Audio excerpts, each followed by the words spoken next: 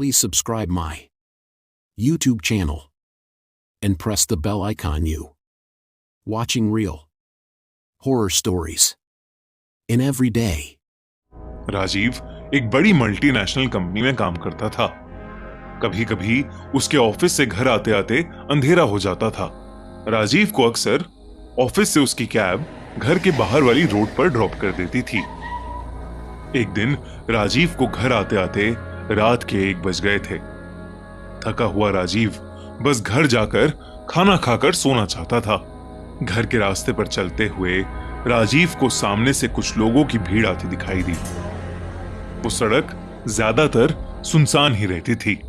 राजीव ने ध्यान से देखा तो उन सभी लोगों ने सफेद कपड़े पहने थे।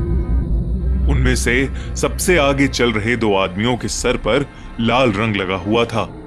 उस भीड़ में चल रहे कुछ लोगों ने एक पालकी उठाई हुई थी और सब बार बार मुड़कर उस पालकी को देखकर अपने हाथ जोड़ रहे थे और एक अजीब सी धुन में कुछ गा रहे थे।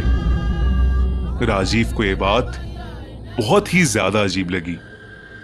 उसे समझ नहीं आ रहा था कि आखिर इतनी रात में किस भगवान की पालकी ले जाई जा रही थी। राजीव उस भीड़ को इग्नोर करके अपने घर के रास्ते पर चलने लगा। राजीव सीधा चलता गया और भीड़ उसके बाईं ओर से गुजरने लगी।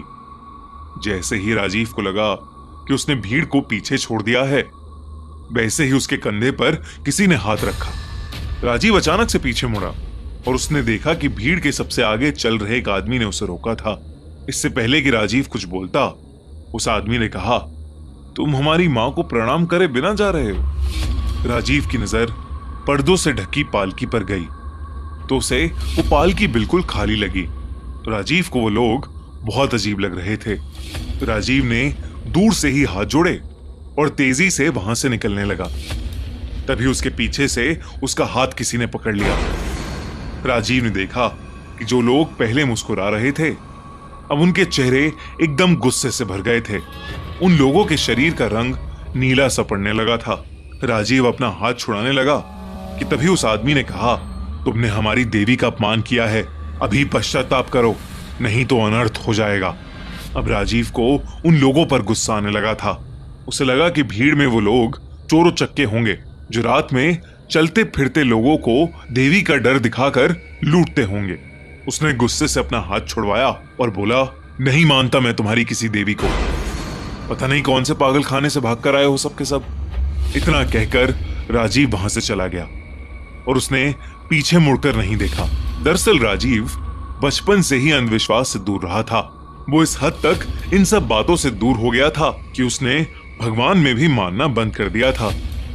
राजीव अपनी चाबी से दरवाजा खोलकर घर के अंदर आया तो उसने देखा कि उसकी वाइफ श्रुति सो चुकी थी। वो उसे उठाना नहीं चाहता था, इसलिए हाथ धोकर अपने लिए खुद ही खाना लेने किचन में चला गया। राजीव अभी भी उन लोगों पर गुस्से में बौखला रहा था और अपने दिमाग को शांत करने के लिए उसने एक ड्रिंक बनाने का सोचा। उसने विस्की की बोतल उठाई और फ्रिज के ऊपर रख दी। फिर वो फ्रीजर से बर्फ निकालने लगा। तभी उस फ्रिज पर एक रिफ्लेक्शन में दिखा कि उसके पीछे एक आदमी खड़ा है। वो वही भीड़ वाला आदमी था जिसके माथे पर लाल रंग लगा था। अचानक उसकी रिफ्लेक्शन देख राजीव घबरा गया। फ्रिज के ऊपर रखी बोतल फ्रिज से सीधा उसके पैर पर आकर गिरी। उस बोतल के टुकड़े टुकड़े हो गए और उस बोतल से निकला कांच उसके पैरों में घुस गया। राजीव बहुत जोर से चीखा और बोतल के टूटने से भी एक बहुत तेज आवाज हुई, पर श्रुति अपनी नींद से नहीं जगी। वो उठकर किचन में नहीं आई। राजीव की दर्द से हालत खराब हो रही थी और वो श्रुति को आवाज दिए जा रहा था। तभी राजीव को उसी गाने की आवाज आने लगी जो गाना पालकी ले जा रहे लोग गा रहे थे।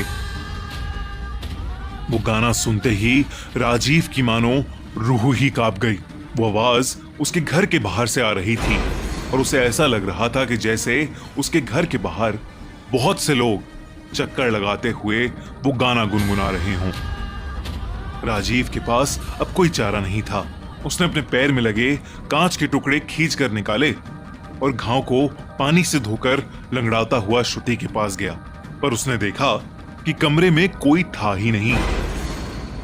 राजीव को समझ नहीं आ रहा था कि आखिर उसके साथ क्या हो रहा है। उसे अब भी वो गाना सुनाई दे रहा था। उसके पैर के घाव से खून बह रहा था और श्रुति का कोई अता पता नहीं था। राजीव ने अपना फोन निकालकर श्रुति को फोन मिलाया। थोड़ी रिंग जाने के बाद कॉल पिक हुआ। राजीव हड़बड़ाहट में श्रुति से कहने लगा, श्रुति तुम कहाँ हो? मुझे बहुत डर लग रहा है, तुम कहाँ हो? पर तभी राजीव ने कुछ ऐसा सुना जिससे उसका दिल दहल गया। सामने से राजीव को उसी आदमी की आवाज आई जो उसे उस भीड़ में मिला था और जो राजीव को देवी के नाम से डरा रहा था। उसने कहा, अब भी समय है राजीव, बाहर आओ और बचा लो खुद को।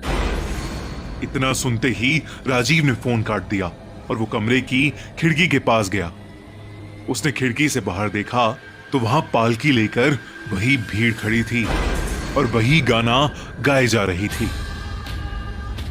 राजीव की नजर इस बार जब उस पालकी पर पड़ी तो उसे अंदर एक औरत की परछाई दिखी। राजीव को कुछ समझ नहीं आ रहा था। वो सीधा अपने घर से बाहर निकला और उस पालकी के सामने माथा टेक कर माफी मांगने लगा। उसने कहा, देवी मां मुझे माफ कर दो, मुझसे बहुत बड़ी गलती हो गई है। इतना कहकर वो फूट फूट कर रोने लगा। कुछ देर बाद उसने देखा कि उसके आसपास एक अजीब सा सन्नाटा हो गया था। उसने अपना सर जमीन से उठाया तो देखा कि वो उसी रोड पर बैठा था जहां पर उसे वो पालकी पहली बार दिखी थी। उसने अपना फोन निकालकर टाइम देखा तो रात के 1:30 बज चुके थे। राजीव के पैरों में भी कोई चोट नहीं आई थी। राजीव जल्दी से अपने घर की तरफ भागा। जब वो घर पहुंचा तो श्रुति जगी हुई सोफे पर बैठकर टीवी देख रही थी। राजीव को कुछ समझ नहीं आ रहा था, लेकिन फिर भी श्रुति को देख उसकी जान में जान आई। जब उसने श्रुति को पूरी बात बताई तो श्रुति को लगा कि थकान की वजह से राजीव को वहम हो गया होगा। भले ही किसी ने राजीव की बात पर विश्वास न किया हो, पर राजीव तब से भगवान और हर तरह की सुपर नेचुरल चीजों पर विश्वास करने लगा।